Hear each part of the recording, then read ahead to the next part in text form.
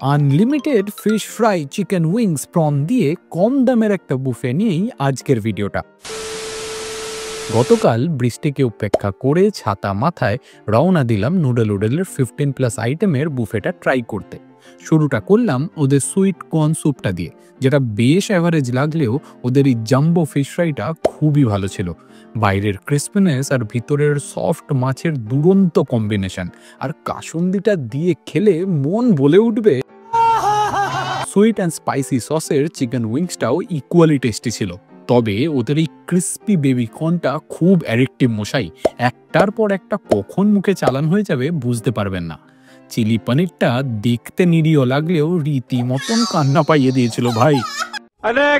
Main কোর্সে ছিল chicken in oyster sauce, hot garlic prawn, exotic vegetables, egg chicken fried rice আর egg chicken noodles.